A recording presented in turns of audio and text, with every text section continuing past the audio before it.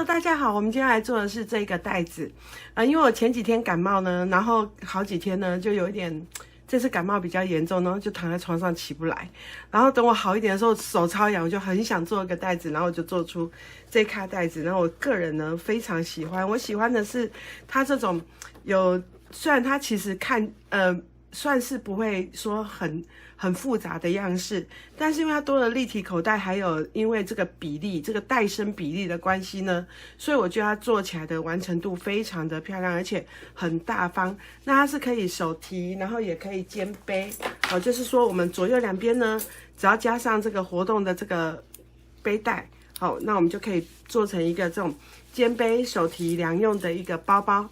这样有时候我们拿着好看，然后拿久了手酸还是什么的，你也可以把它背起来。然后它这个是用9代布做的，所以效果很好。那其实这一咖呢，我在之前我有做一个比例不一样呢，尺寸不同的时候，它的感觉整咖的感觉就会不一样。所以如果你们是要自己做的人呢，你尺寸要自己画的人，你也可以试试看不同的这个长宽高的这种组合。那我觉得它比较好看是说它这个斜线的部分，加上这个侧边提带，让它的袋子呢呈现一个比较有厚度的这个方形，虽然容量相当的大，这样子。那上面是用的是磁扣，所以你放东西的话的自由性更高，你也不会像拉链那样子一拉起来，它的那个空间会比较压缩。这个是属于比较宽一点的这种购物袋，什么东西都可以放进去。然后左边右边呢，跟前面各有一个立体口袋，好，然后立体口袋的厚度呢，也不会说到很厚，看起来很臃肿，不会。然后下面的底部呢，因为多了一层这个底，所以呢它的挺度就会更漂亮，所以拿起来你装东西呢，它也比较不会变形。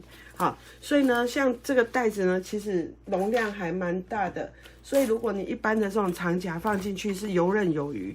好，还可以放一些那个，比如说夏天我们出去的话还是冬天我们用围巾或帽子啦，或者是外套，你都可以把它丢进去。然后里面还有一个内袋，那像我现在都会带一个行动电源什么的，我们就可以把它放在侧边的口袋，好，可以备用。那我因为带狗狗，常常带狗狗出门，所以我也会带湿纸巾，好像这样子。那我们就可以把它全部装起来。那平常呢，你钥匙还是什么的，你也是可以放在里面。好，那前方的话呢，当然就是说我们如果有口罩啦还是什么的，就可以放在里面。因为像我前阵子就这样感冒，就是因为我女儿出去玩哦，然后带了病毒回来，她没有戴口罩，回来就传染给我。所以我们平常呢，现在又那个病毒越来越多，不同的病毒很多，我们就可以用口罩呢保护一下我们的安全，然后就可以放在前面。然后呢，我们这次用的是这个魔鬼毡，哈，那如果你要自己换成磁扣也是可以的，好，然后像这样子，然后把它扣起来，你看是不是很好看？那我有做了2个颜色，一个是这个浅灰葱色，好，它其实有点像机车包，有没有？然后另外一个是这个墨灰绿色。好，然后我觉得效果都很好，说不定如果大家觉得还不错的话，我还可以做不同的颜色，好，或者是说你们可以选不同的布料，自己去做自己喜欢的色调，那一样都是有这个背带可以用。哎呦，掉到地上去了，好，像这样子把它扣起来就好了，对不对？所以呢，我们今天呢就是要来做这一卡。那你说它难吗？并没有很难，可能就是一些小技巧。然后我觉得其实就是像我刚刚一开始说的，比例很重要，你的长宽高比例不同，它的整咖的感觉就不一样。好，那都一样好看，背面素素的也很好看。那这次呢，我就把提袋呢压在外面做这个一个交叉的这种做法，看起来比较帅气一点，比较时尚一点的感觉。我就觉得这样子相当好看。好，那我们就来介绍它的这个裁片。好，首先呢是2个提袋，长长的，然后呢还有这个低型环带，然后还有这个是立体口袋的这个厚度。好，我把镜头稍微调一下好了。好，我们调一下之后，好，这个是立体口袋的这个厚度。然后呢，这肩带我先把它车好了。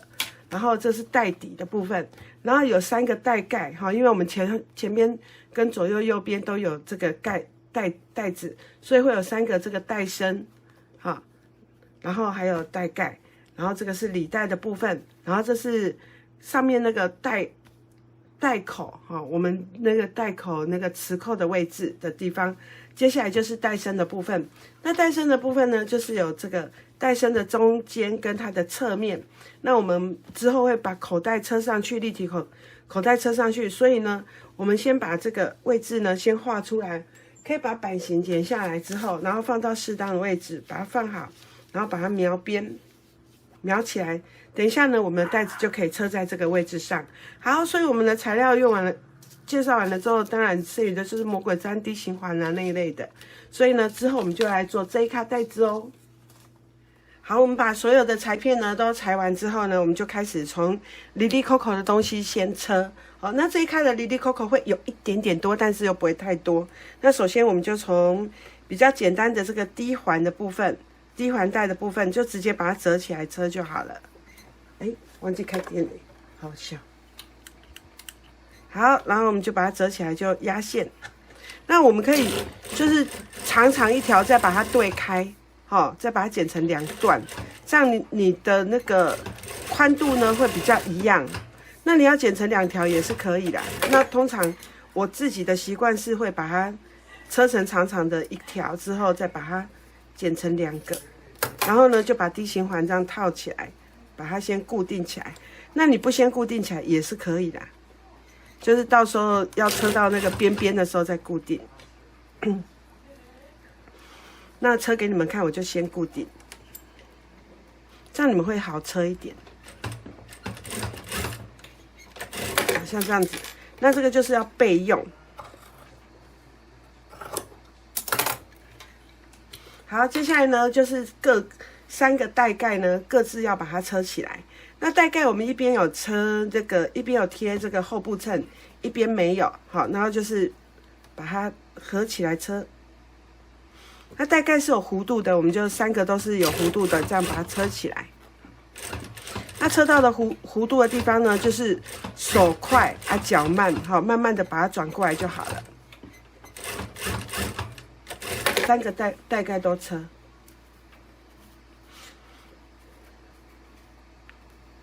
这个呢，虽然是3个立体口袋哦，但是它用的方式都是一样的，哦，就是那个做法都是一样，只是它3个口袋呢，左右2个大小一样，它中间那个比较不一样，比较宽一点。所以呢，等一下我可能示范的时候就是车一个，另外2个就那个可能就不用拍进，不用剪到影片里面去。好，这样我们的影片呢，才不会每一个影片都乐乐等。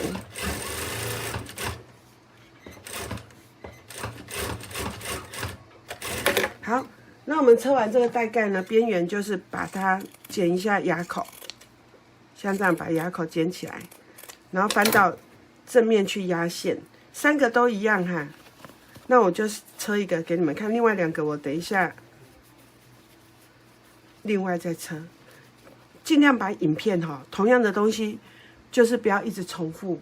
好，我就是一个做代表，然后呢，四周把它压线压起来。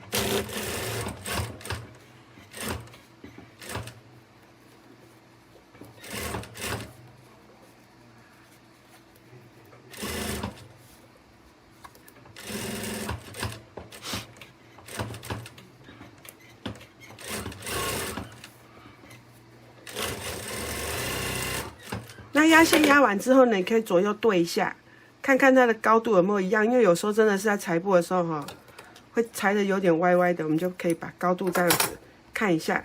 然后背面的地方呢，我们就要车那个魔鬼毡。然后车魔鬼毡的话，我们就先用那个珠针把中央线先固定起来，先插一下做记号。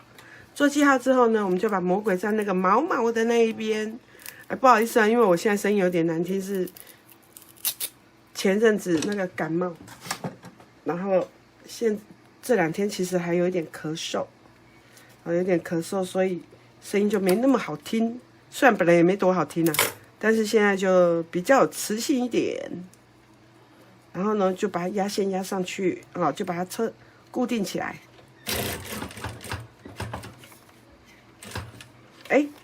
不对，带盖我是车那个刺刺的那一边，对不起，不好意思，头脑突然灌醉。我是习惯那个盖的那一面呢是刺刺的啊，被盖的那一面呢是毛毛的，我自己的习惯了。那当然你们要相反也是可以啊，我自己习惯这样子看，自己比较不会觉得怪怪的。好，不好意思，再一次，我的刺刺在这边，然后中央线把它放好，然后就可以车了。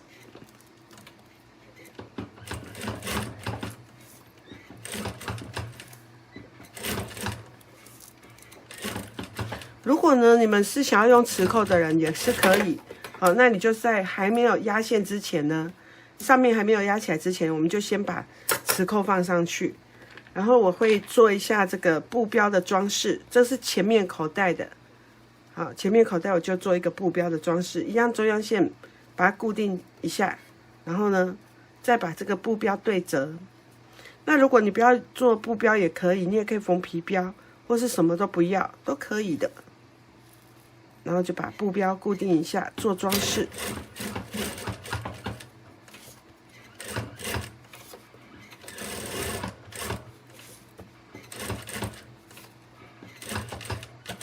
好，像这样子，我们前面的带盖就做好。那另外这2个带盖的做法就跟这个一样，只是不用车布标。然后呢，我们来车一下这个，这个是什么？这个是那个带盖的部分。好，那我们带盖的部分呢，有缝这个磁扣，就是固定这个带口的部分。好，然后我们就把这个牙口剪起来，把这2个要放，不是牙口，是擦式磁扣的这个洞呢，先把它剪起来，然后把擦式磁扣的角胶放到这2个洞里面去，后面的挡片压上去之后，把2只角折起来，这样子呢，擦式磁扣就安装好了。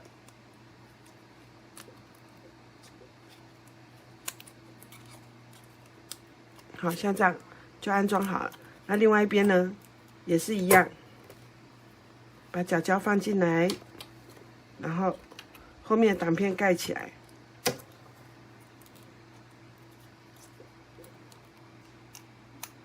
这样就好了。然后呢，我们就跟另外的这一面呢，把它车起来，好，车一个这个 U，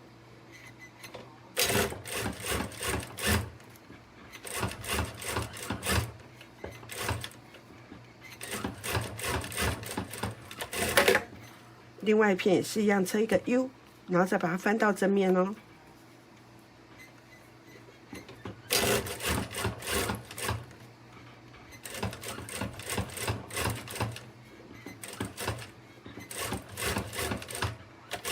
好，一样哦，要剪牙口啊，这样呢，我们有弧度的地方就是剪牙口，翻到正面的时候就会这个弧度比较漂亮一点。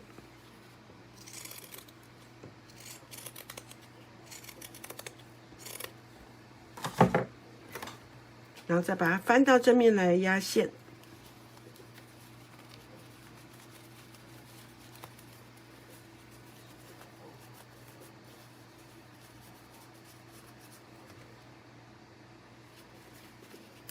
当我们其实把这些零件呢，都把它车好呢，最后再组装就会蛮快的。好，只是这一卡的这个，因为是立体口袋的关系，所以会感觉好像杂七杂八的布蛮多的。啊，其实就还好，就慢慢的解决它就好了。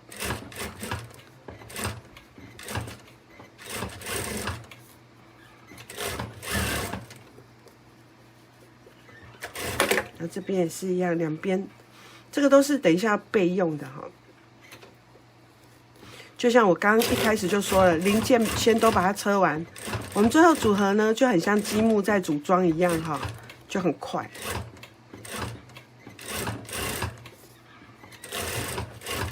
那这个东西车完的时候呢，剪一下那个中央线，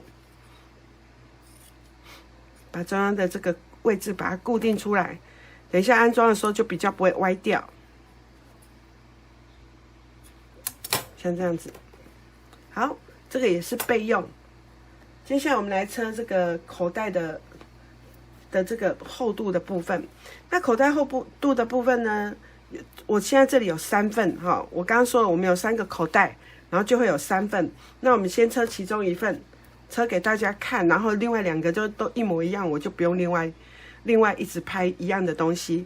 那首先呢，我们这个厚度的地方呢，我是没有贴布衬的，就是让它不贴布衬的原因，就是因为它这样比较软，我们厚度的地方才不会说一直挺在那边，一直厚挺挺的。我们有装东西就蓬起来，没装东西它就比较扁，这样呢，我们的袋子体积就不会那么大。那我们现在一开始车的时候，就先把这个表布跟里布呢，先把它合起来，放在一起，然后从这个比较远的地方这样车过来，车一个 L 型。好，开始咯。我们就把它车一个 L 型。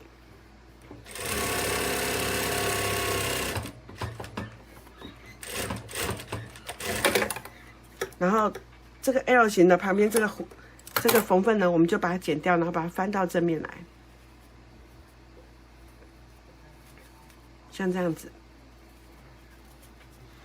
那转角的地方呢，当然就是要把它挑好，让这个角比较漂亮一点，像这样子。那如果你有那个熨斗，如果在旁边的话呢，其实我会很建议大家这时候先去把它烫一烫，把它烫好，等一下你会好车很多。就是这个部分，好，我们先这样子把它烫好，把它烫出这个边边来。那如果你没有用熨斗先烫的话呢，你也可以先用这个叫什么滚轮骨笔，好，稍微压一下，这样之后呢，你会好车很多哦。那最好的话是去把它烫扁一点，然后车起来会比较漂亮一点。像这样，先把它烫好，然后呢，我们就要来开始缝这个厚度的部分。那我们找一下我们的这个前面的这个带子的部分。好，在我们车这个前面带子，因为我现在示范这个立体口袋呢，有3个都是做法一模一样，所以我示范一个就好。好，这样影片才不会太长。首先呢，我们先把上面的地方这个带口部分先把它车起来，里部跟表部把它车起来，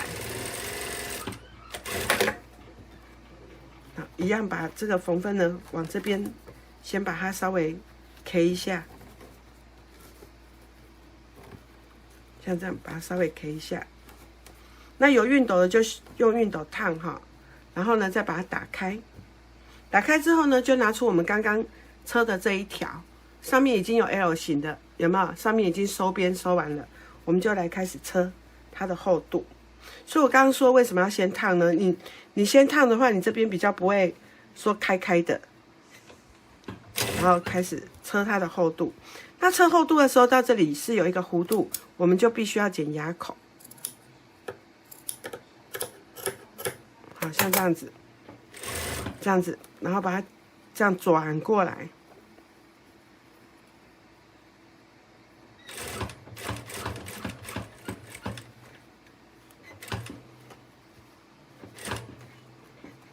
转过来去车到这里的时候呢，我们先停一下，因为我刚刚这里有做一个中央线，我们把中央线的记号呢画在这个表部，画一个点点。好，等一下我们要对齐那个袋子。等一下要把这个口袋车到袋身上的时候会比较好对，好，所以我们这样继续车，做完记号之后继续车到这里有弧度又要剪牙口，好，我们就继续剪，像这样子剪牙口，然后再把它转过来。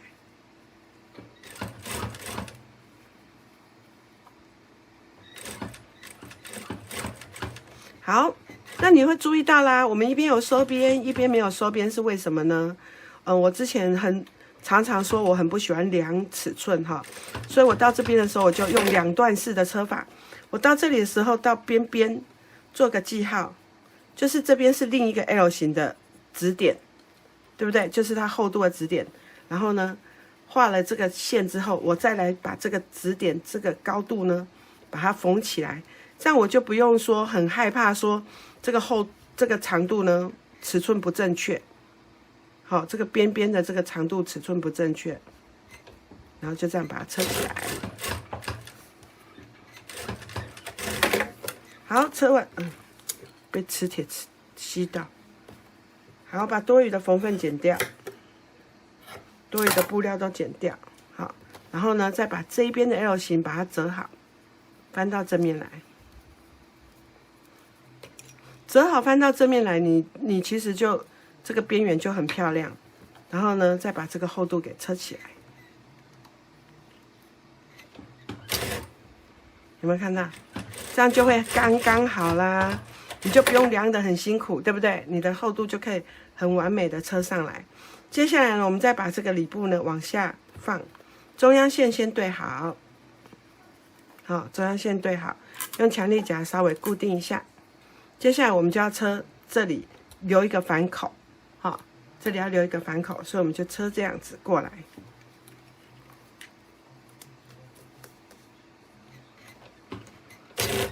好，这样子呢，把这个缝缝呢，小心的把它放到边边，不要车到这个厚度的地方，那也不要让这个缝缝呢往前跑，所以我们就这样子把它拉平之后，车一个弧度过来，回针，另外这边也是一样。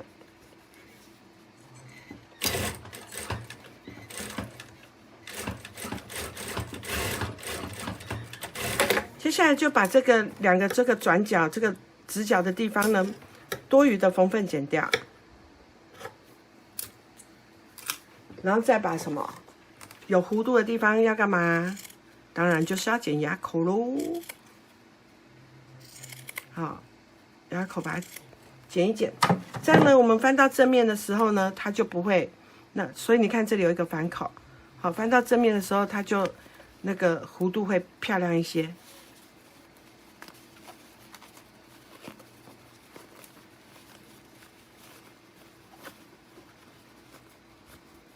像这样子，那这时候呢，这个缝这个开口呢，我们就要去做长针缝啊，这里要做长针缝，把它缝起来。好，我示范一下，好，就是像这样子啊，把它缝起来。好，那我现在就不缝了，缝这个，等下刚才停了老半天，我最后自己再来缝。好，接下来带口把它车一个压线。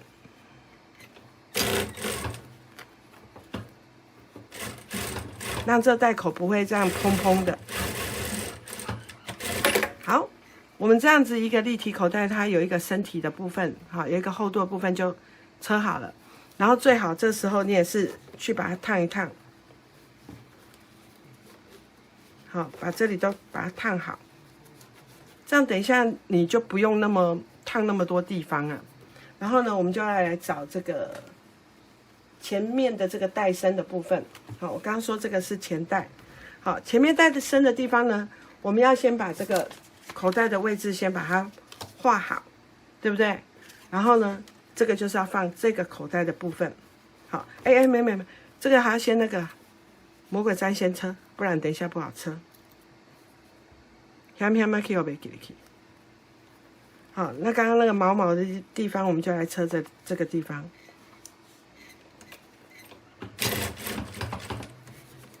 就把魔鬼毡先固定上去。所以如果你是用磁扣的人呢，你就要这个时候磁扣你就要装好，好，磁扣装好之后，再把那个反口把它车起来。好啊，如果是魔鬼毡，你就可以像我这样直接压线。好，接下来呢，我们刚刚不是做了一个中央点吗？这中央点呢，我们就要去对准这个带子本身下面也会有一个中央点，你就要中央点对准中央点。然后用珠针把它别起来，像这样子。然后呢，这个带身的部分呢，我们就要沿着这个线呢，去把它车上来。好，它上面这里有弧度，你就要跟着这个弧度跑，好，这样才会漂亮。啊，不然你如果画了弧度不跟着弧度跑，那你也是蛮奇怪的，哦，对不对？好，我们就这样子慢慢的车。那车到这里你会觉得没有那么好车的话，你就用锥子辅助一下，好，像这样慢慢的车过来。所以我刚刚说，你这个厚度可以先去怎么样？先去烫一下，好，那你这里的话就会更好车。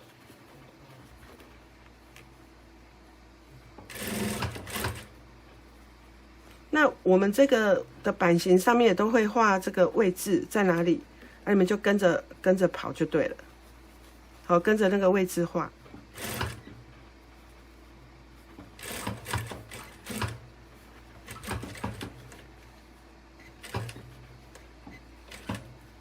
好，这样一个立体口袋就完成了，你看是不是很漂亮？对不对？接下来呢，我们就要把带盖呢给车起来。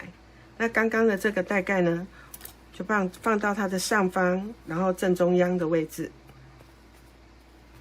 好，那你可以稍微看一下，如果你不想要量正中央，就是把这个袋子的这个带盖呢，要跟这个袋子同样这样上来，它的正中央左右都会多出一点点，哈，比较盖得住哈。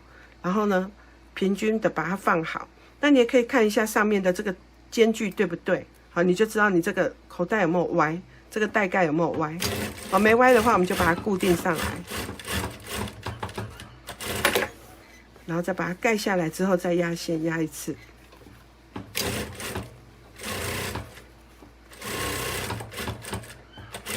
好，这样子呢，我们的这个前面口袋我们就完成了，是不是？有一点立体的口袋，所以等一下我们侧边的口袋呢，也是会是一模一样的做法，好，就是会是一模一样的做法，我就不会一直重复。然后呢，上面这里带口呢有一个这个中央线，我们就把什么磁扣呢，这个带盖的磁扣把它放着，磁扣向内哦，好，放进去，然后把它先固定起来，好。然后接下来我们就会去，我之后会去车那个侧边。那我们接下来来车的是这个提带的部分。那提带呢，就是一条就是长长的，左右两边是空的。我们左右两边呢各车一个 L 型，小小的 L 型就好。那先把它烫好，烫成这样子对折好的样子。先把它烫好，你等下会比较好车。那我们就把它烫 L 型。就把它车 L 型了，上面一点点就好。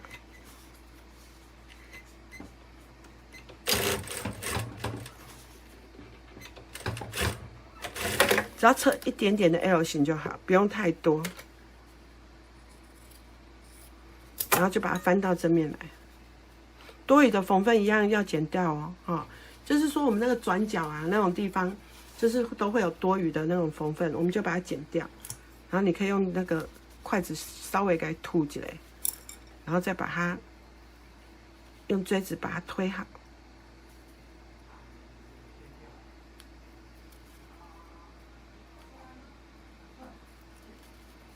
像这样子，把它推好。另外一边也是一样。那你会发现啊，我在车的时候，为什么这边的这个布衬啊少一截？我告诉你，是因为我布衬有点不太够，我又懒得再剪新的，就是刚剩一条，我就把它拿来用了。想说这里布衬少一点点，因为有缝缝也没关系啊，所以我就让那个布衬短一点点，不是不用贴到上面来，是我布衬就剩那一小块，我就想说把它用一用好了。不然有时候一直剪那个布衬，那个零码的布衬越来越多，看了很讨厌。所以有时候像这样剩一点点，我就把它将就一下。哎呦喂，好，这样子左右两边呢，我们都车一个小小 L 型，让这个角度比较好翻。之后呢，我们就来压线，压一整条。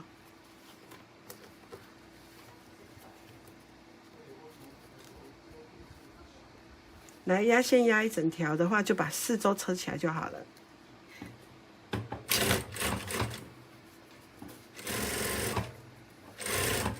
那车这个时候你不要拉上面，也不要拉下面，要稍微推一下比较不会变形。好，让你的这个手提袋呢不要变形。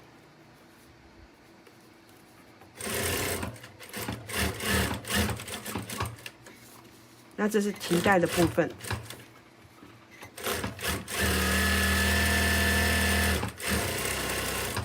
那提袋也是2条都是一样的做法，我觉得也车1条就好。然后呢，等一下我去把那个这个鬼东西，等一下再车好。好，那我们接下来还有什么东西要先车的呢？就是那个履带。那履带的部分呢，也是，如果你布料不够折双，好，你就是2片把它车起来。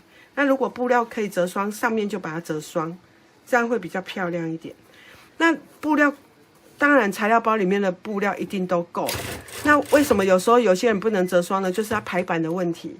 好，你没有先排版，然后版型放着你就剪，那当然你的布料就比较容易不够。好，所以在裁布之前呢，我们还是要先看一下这个版型跟布料。哈，不是，因为我们就是布料就是够，材料包所附的布料就是够用就好，不是让你随便乱剪的哈。如果你要随便乱剪，你就另外再买布料，再自己爱怎么剪怎么剪哈。好，我们再把这个履带呢，也把它翻到正面来。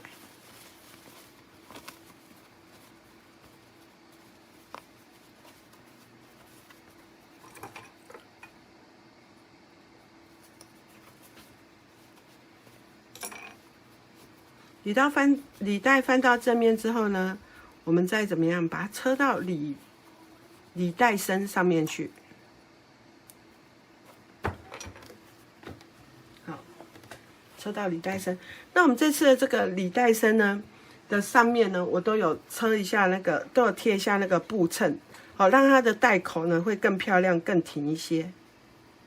好，履带身我们就是放一个适当位置就可以车上去了。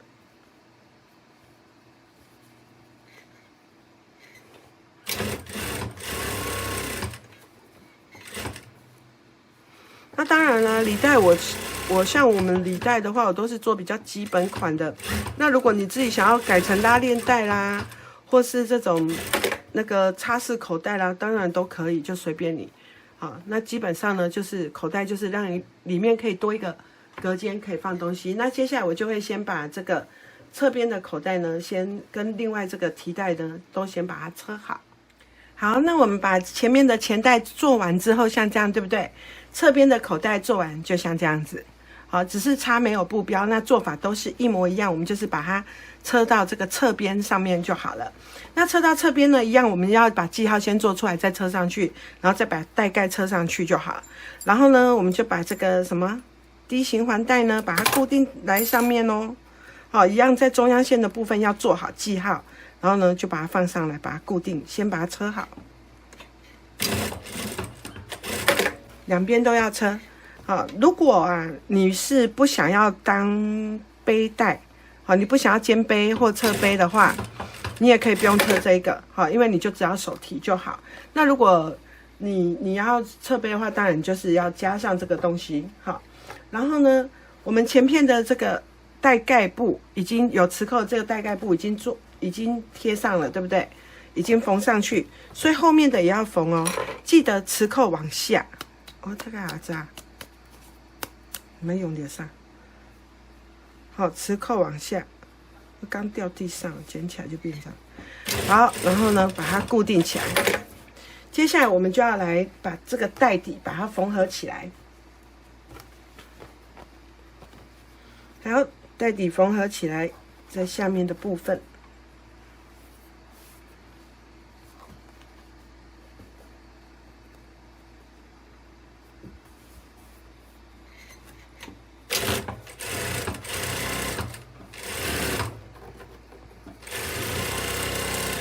好，带底缝合之后呢，我们就把这个缝缝打开。好，把这个缝缝打开。什么叫缝缝打开？就是像这样子。好，那如果缝缝靠一边，就是两边都是在同一边。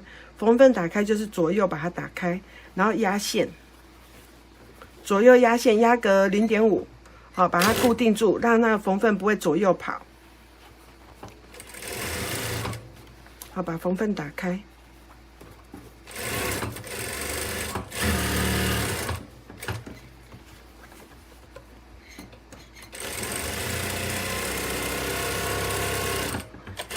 下来呢，我们把带底的部分，好，底部的部分呢，中央线也事先做好，然后把它对齐这个刚刚的这个缝线的位置，把它对齐好。中央线对中央线把它对好，好，然后就把它车起来，增加我们带底的厚度。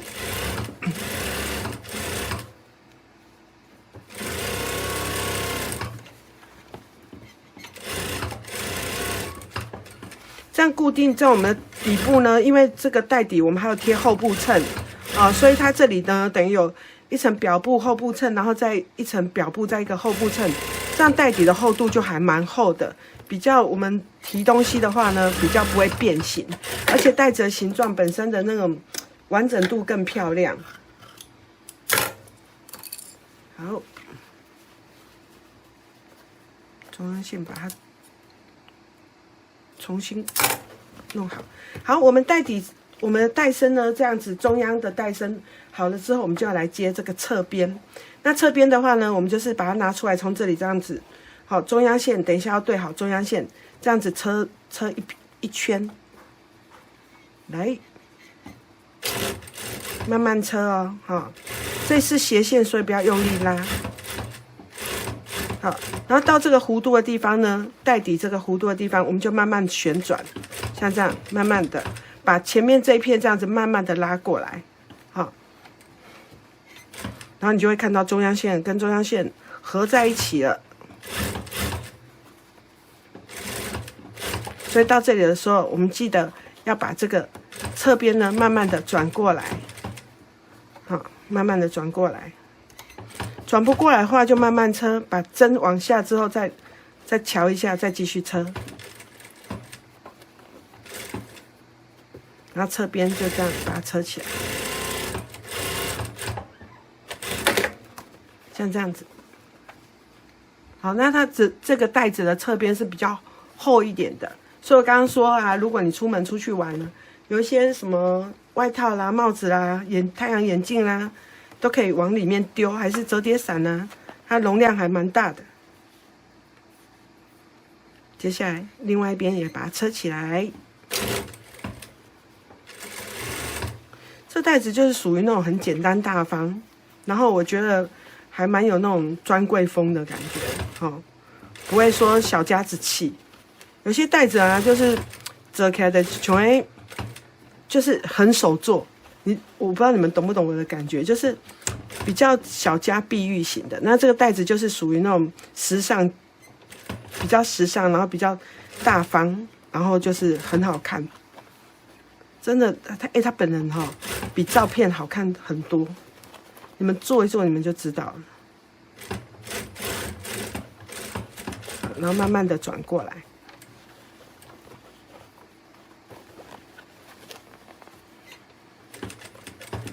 那转这个就是不要急啊，慢慢转，好，因为你不要把它拉到那个变形。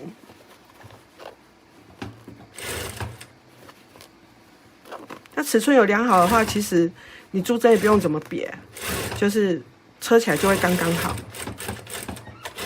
好，制图有制好的话，你其实是不太需要别太多珠针的。说真的，你只要不要用力乱拉，不要这边乱拉。啊，好像吃奶力量没地方放一样哦，北 U。看这袋子本身就超美超挺的，然后线条都很好看，是不是？好，接下来呢，我们就来车里部的地方。那里部呢，就跟刚刚一模一样啦，只是我们要怎么样？底下要留反口。好，底下这一段呢要留反口。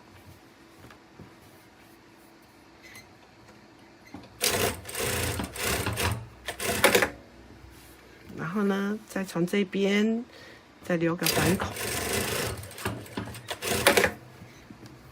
接下来就要从侧边开始车了，跟刚刚的这个表布一模一样，把它车起来。那你这个缝缝一样是可以打开的。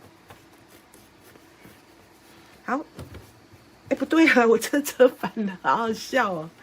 我这边车反了，我来猜一下，好好笑哦，车反了。啊，不要跟我讲。因为我有贴那个布衬，小白无落皮的布，就是刚刚太臭屁了啊！这简单呢，这个多好看，然后我就车反了，蛮好笑的。你看，偶尔就是会这样捶一下，有没有？这才是正常人呢、如果你做一个袋子都从来没有出错过，那你也是怪怪的。自己车错还很爱讲这些有的没的，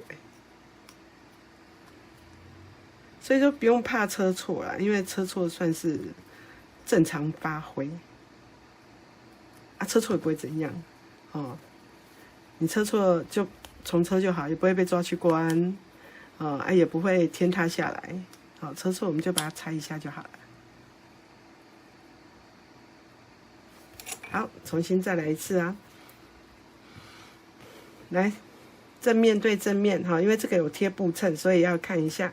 因为带口贴布衬，它的带口的形状会比较挺，比较漂亮一点，所以我就把它贴一下衬。那只要贴带口位置一点点就好了，也不用贴的整片都是，不是那么必要啊。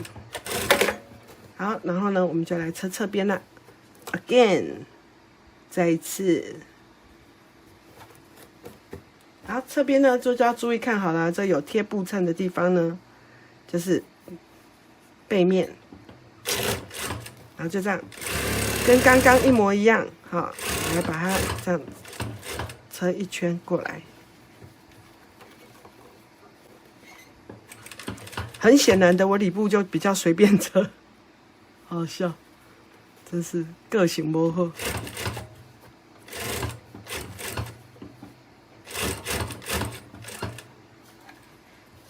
好，就慢慢的转一圈，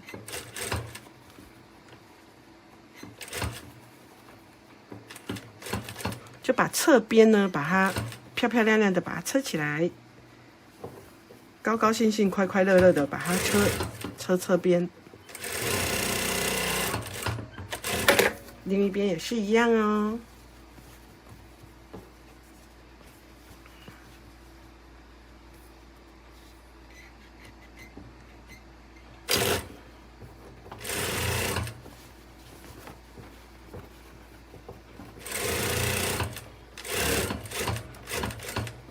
就慢慢的车过来。那我这块布呢，表布是这个素面棉麻，里布用的是这个是那个结纱棉布，好，就质感很搭配。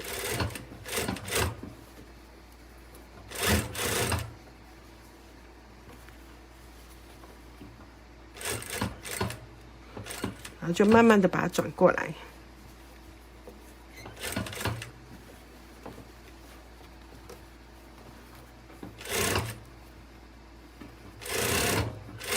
然后，当我们表布、里布的带身都车完了，我们就要把它套在一起，哈，去车这个带口的部分。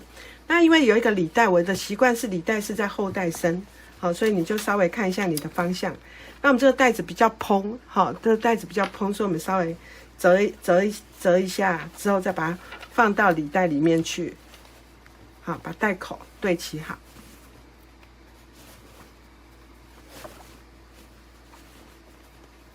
那你在车带口的时候，记得要去检查一下你的这个带盖布料跟你的低循环布料，哈，有没有都放好？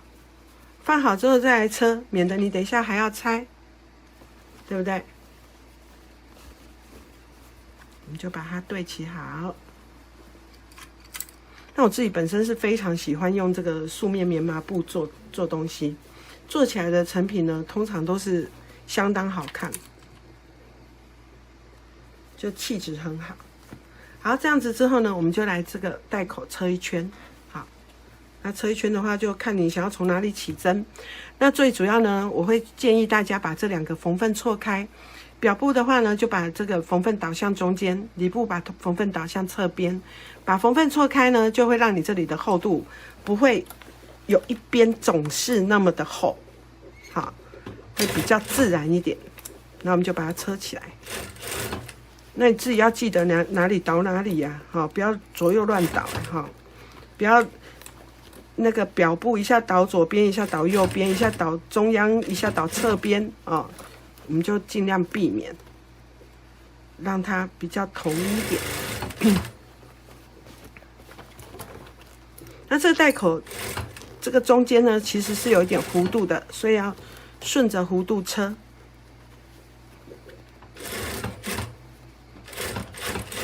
就顺着弧度把它车起来。那带口一圈我们就慢慢车。带口在车的时候要注意的是什么啊？就是不能用力拉，拉了之后呢，你就容易产生花边哦。当然呢，有波浪哈，就没有那么好看。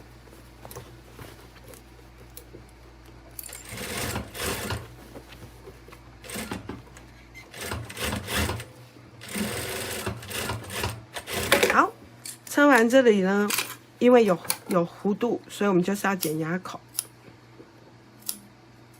好，剪牙口小心不要剪到线。剪到线的话呢，我们就是再重新车一下，好，把它补起来。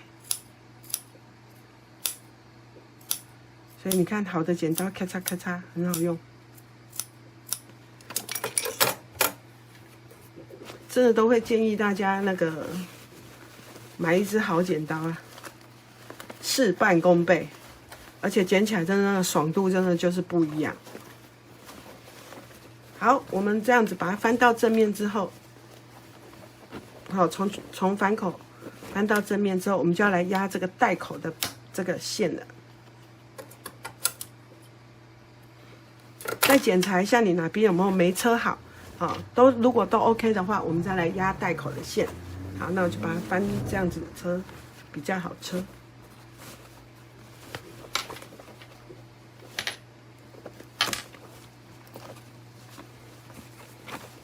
翻这样比较好车。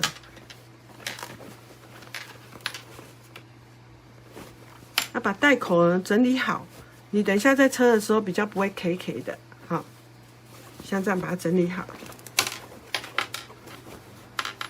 然后我们就来压线了。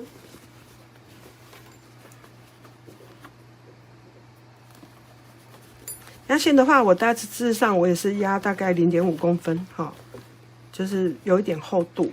那如果你不喜欢压0.5的，你要压0.1也可以哦，都可以随你便。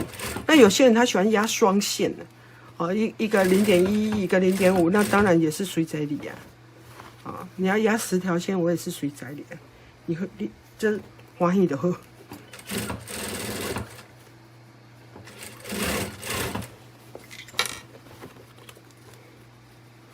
所以手做的东西，真的就是你自己高兴就好。然后，如果你觉得你自己这样，我觉得这样高兴，那你就这样做吧。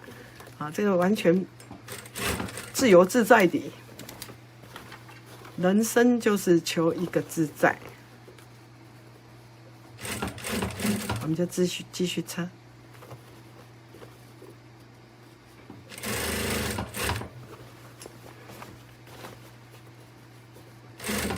其实像车这种有一点点难度然后又不会太难，然后完成度又非常棒，然后感觉起来又质感相当好，这种袋子车起来是最过瘾的。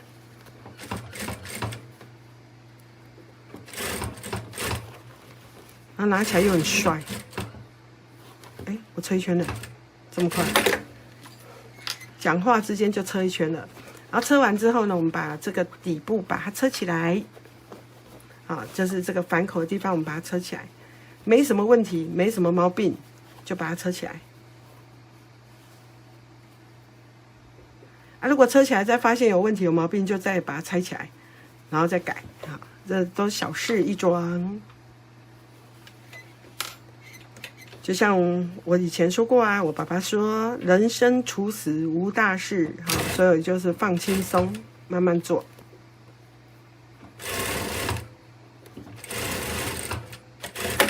好，接下来呢，我们最后一个步骤就是把这个手提袋的地方呢放上去。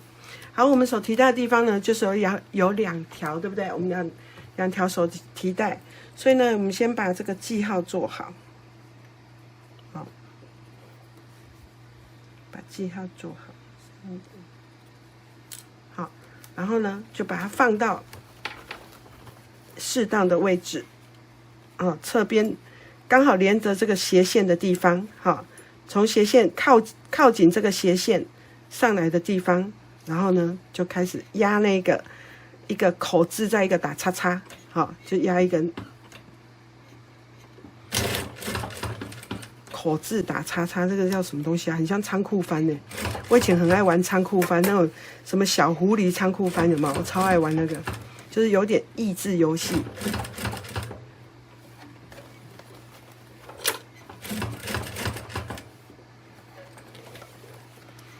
我那个不知道破了几关呢，超好玩的。好像最后他有没有破关呢？我忘记了。我有一阵子非常疯狂的在玩那个，晚上就是睡觉前就会玩个几关，然后再去睡觉，就觉得动脑的感觉还蛮好的。好，一样把这个地方放上去，手提袋的地方放上去。那另外一边也是一样啊，那就这个就是把它慢慢旋转，没什么特别大的技巧。这卡袋子呢，就是弧度的地方不算多，所以基本上不会太难车。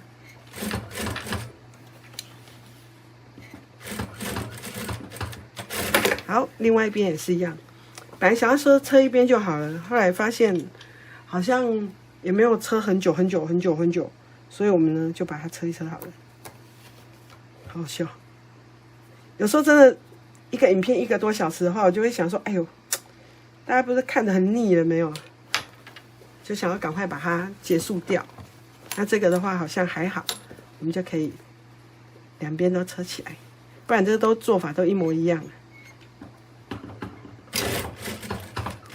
想说尽量不要让大家看得过久哦，看到会腻。不过前几天我看到有人留言给我说，他都把我的影片当成睡前影片，看完就直接睡觉，还是还没看完就睡着了。没办法，我有多一个功用，很不错，很高兴陪伴您睡眠的时间。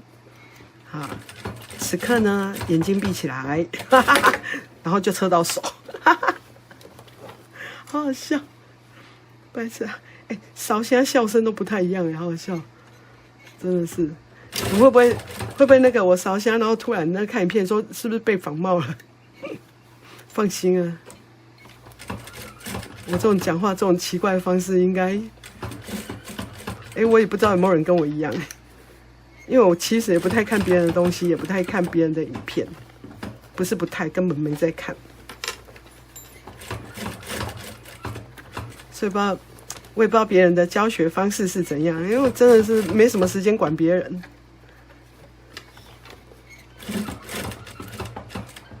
耶，完成了！哦，我们来翻来正面看看很漂亮的袋子。好喽，真的给它美美的，有没有？都没有怎么去整烫，有没有？我从刚刚这卡袋子呢，把它拼接起来之后，我都没有怎么整烫呢，就把它做完了。那这个袋口的部分呢，你可以像我这样子，好，不用压线，好，没有压线，直接让它往内。你也可以像，来，这卡像这样子，是直接把它压线往内折，然后压线压起来，或是你要这样开开的，你要不压线，那它就会比较弧度。两种都没有关系，都是可以的，就是看你喜欢的方式。那我刚刚说的，我们里面就是可以放蛮多东西在里面。这前面有没有东西？没有啊，刚刚那个说可以放口罩。这里我好像放了一个行动电源，这里我放了一个湿纸巾，好，那一样就是那个长夹放进去绝对 OK， 好，那什么雨伞啊什么你都可以往内丢，好，那这个什么行动电源啊还是什么的都可以往这里放，因为是立体口袋，所以它的空间呢还是很够用。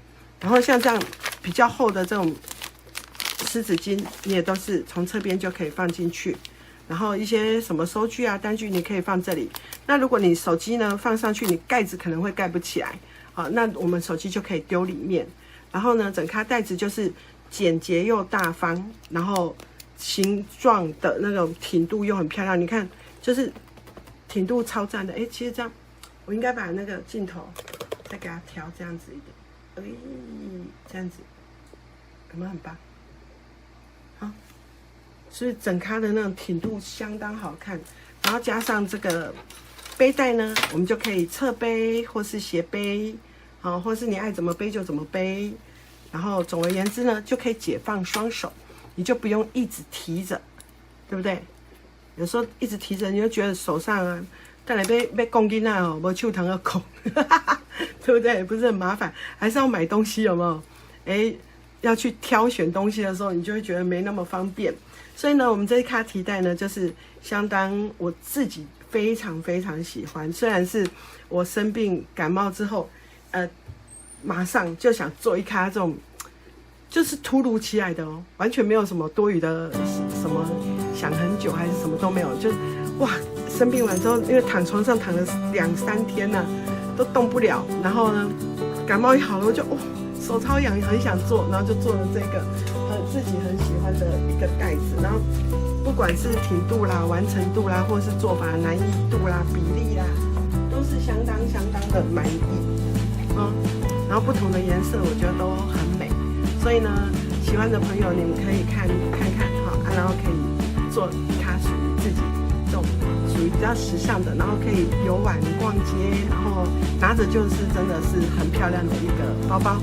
好啦，有需要的人呢，就赶快自己做起来吧，拜拜。